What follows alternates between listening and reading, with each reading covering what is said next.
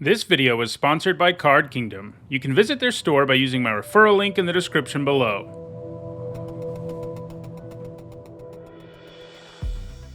Hi everyone, I'm Nitsahone, and it's time for another MTG Top 10, the series where I rank cards based on their historical performance at Magic's highest level of competition. Because today is Black Friday, I thought that made it a good day to take a look at Lotuses. That is, cards with Lotus in their name that harken back to Magic's most powerful card, Black Lotus. Before we talk about Black Lotus and its ilk, let me tell you about Into the AM's Black Friday sale.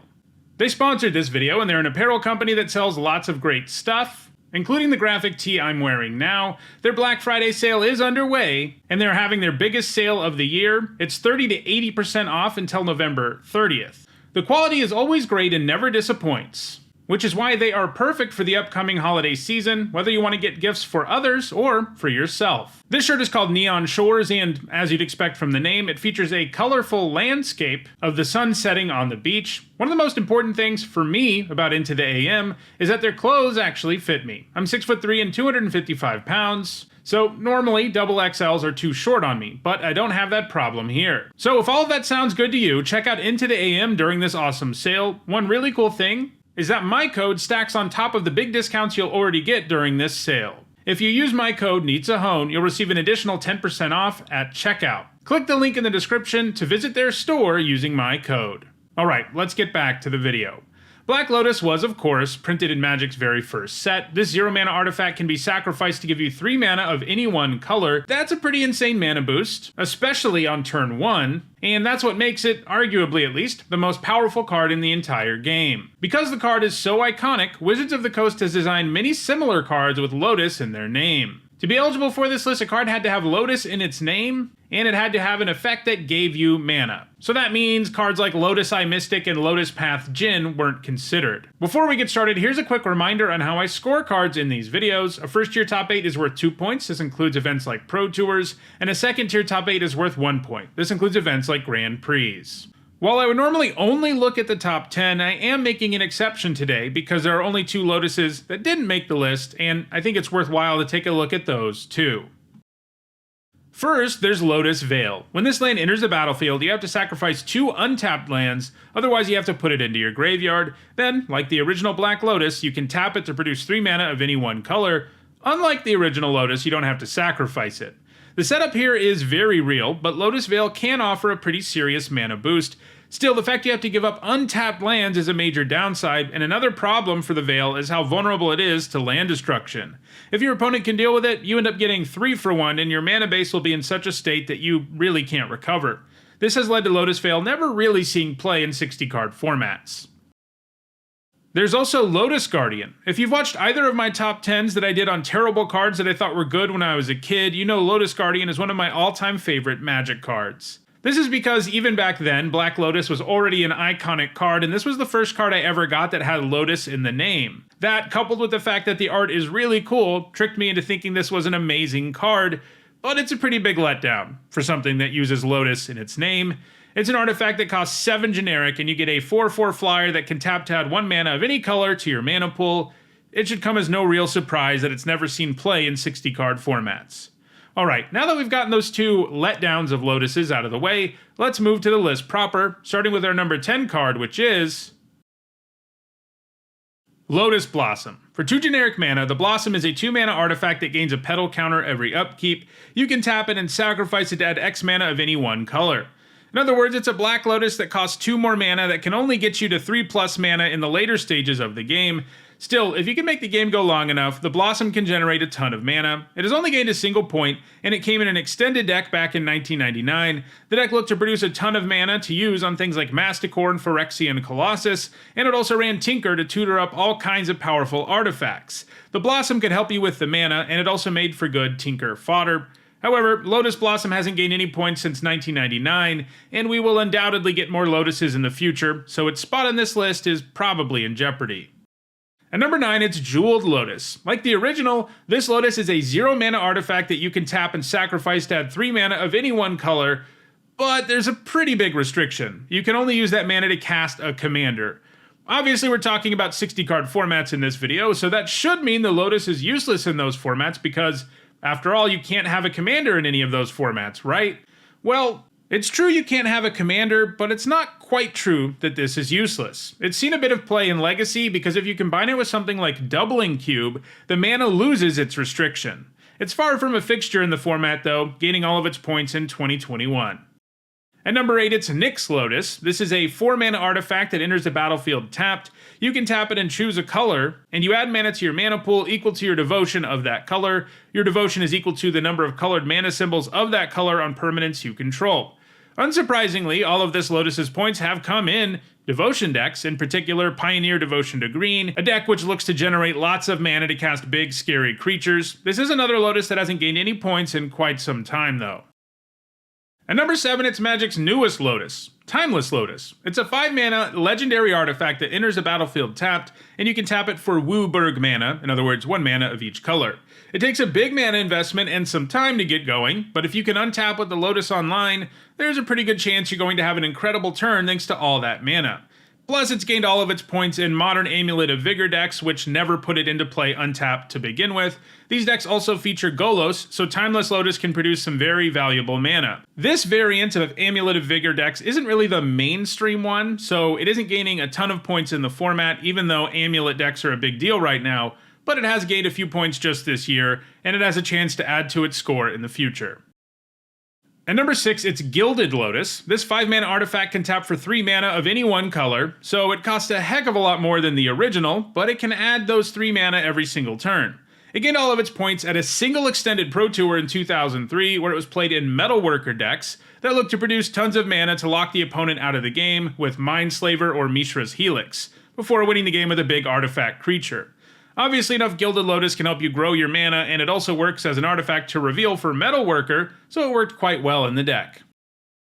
At number 5, it's Lotus Bloom. It's an artifact that has the exact same activated ability as the original Lotus. In other words, you can tap it and sacrifice it to add 3 mana of any one color. Of course, there has to be a downside, right? And there definitely is one. You can't cast Lotus Bloom normally. It has to spend 3 for 0 mana, which means you can pay that cost and exile it with 3 time counters on it. Once you remove the last counter, you can cast the Lotus. In other words, it's a way powered down version of Black Lotus because you can basically never actually cast it in the early game, and that mana boost isn't quite as busted by the time you remove that last counter. Even as a powered down Lotus, the Bloom has seen a ton of play, usually in combo decks that can go off the turn they cast Lotus Bloom. This is the most pronounced in Storm decks because the Bloom also lets you easily add to your Storm count while giving you the mana to rip through your entire deck before casting a lethal Tendrils of Agony or Dragon Storm. More recently, it has shown up in Tameshi Bloom decks in Modern, which get the Bloom part of their name from Lotus Bloom, and the Tameshi part comes from Tameshi Reality Architect, a creature with an activated ability that lets you return an artifact from your graveyard to the battlefield. If you have a Bloom in your graveyard and Tameshi in play, you can make a ton of mana, since you end up netting 2 every time you get the Bloom back and sacrifice it for 3 mana. Lotus Bloom will definitely be gaining more points in the future. At number 4, it's Lotus Cobra. For 1 generic and a green, the Cobra is a 2/1 with landfall. It gives you 1 mana of any color when a land enters a battlefield under your control. Okay, I think I'm probably going to get some pushback on this one in the comments, and I considered not making it count for the list. After all, it's significantly different than the other cards on it. In particular, it isn't colorless. However, it is a card with Lotus in the name that adds mana of any color. And perhaps more importantly, when they designed this card, they intended for it to reference Black Lotus, and you can see that reflected in the art for the card, which features several Lotuses. Anyway, Lotus Cobra is a great way to gain extra mana, especially if you've got ways to put multiple lands into play in a turn with ramp spells or fetch lands.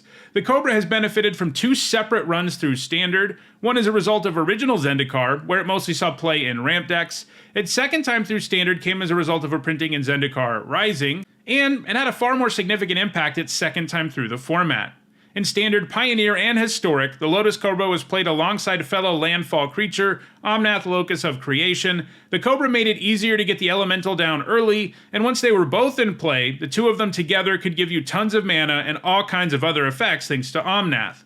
These decks ended up being such a huge problem that Omnath got banned in Standard and Historic. This deck still sees a bit of play in Pioneer, but it isn't gaining points at a really high rate anymore, and that probably means it will never even get close to passing the top 3 on this list, which are all seeing a ton of play today, like our number 3 card, which is Lotus Field. This land is very similar to Lotus Veil, which we saw earlier. Like the Veil, it makes you sacrifice 2 lands when it enters the battlefield, and it can tap for 3 mana of any one color. Unlike Lotus Veil, it enters tapped and comes with hexproof, which makes it much less vulnerable to getting blown out by land destruction. The field also lets you sacrifice any 2 lands, not just untapped lands, so the tempo hit you take by playing it isn't nearly as high. The powered-up design has resulted in Lotus Field seeing lots of play in both Pioneer and Modern. In Pioneer, the field has spawned an eponymous deck that looks to untap Lotus Fields as many times in a turn as possible, which, as I'm sure you can imagine, results in an insane amount of mana, usually enough to combo off and win the game after casting something like Omniscience. Lotus Field decks have been a major force in Pioneer since 2020, and it doesn't really look like that's going to change anytime soon. In Modern, the field is often played alongside Amulet of Vigor and Primeval Titan. The Amulet gives you access to the Lotus mana right away, and Primeval Titan can search up the field whenever you want. Lotus Field is going to keep gaining points, and it isn't impossible that it'll one day be the number 2 card on the list. For now, though, that number 2 card is Lotus Pedal. Like the original Lotus, it costs 0 mana. Unlike the original Lotus, you get 1 mana of any color instead of 3 when you sacrifice it. This means it is 1/3 as potent as the original Lotus, and yet, it still ended up being a completely insane card. That really shows you how utterly cracked the original Black Lotus is.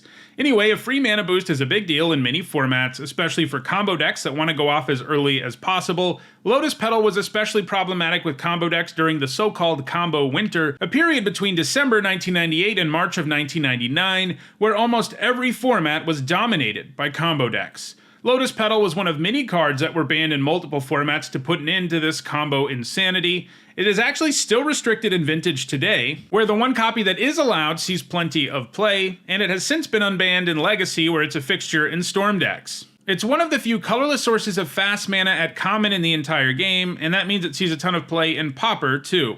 Lotus Pedal's going to keep gaining points, but it's never ever going to catch the number 1 card on the list, which, as you would expect, is, of course, Black Lotus. We've been talking about this all throughout the video, from beginning to end, because it's the Lotus that started it all. For 0 mana, this is an artifact you can sacrifice to gain 3 mana of any one color.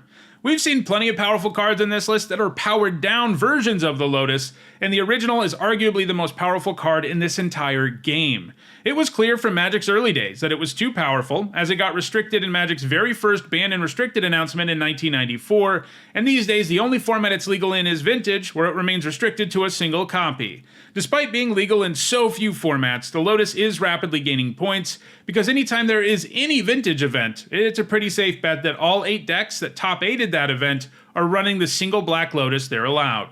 This means that Black Lotus is never going to lose its spot atop this list, and that's rather fitting, since it's the original Lotus that is far more powerful than any of the imitators we saw on this list.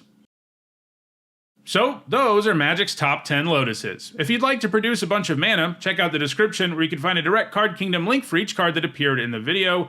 If you enjoyed this video, please like it and share it so that others can enjoy it too. If you want to make sure you catch future videos, don't forget to subscribe and turn on notifications. If you want to catch up on past videos, including more than 600 other MTG top 10s, you should see some playlists on your screen shortly. And if you want to go the extra mile in supporting me and the channel, you can do that by becoming a channel member or a patron. You can find ways to do those things in the description. Thanks for watching.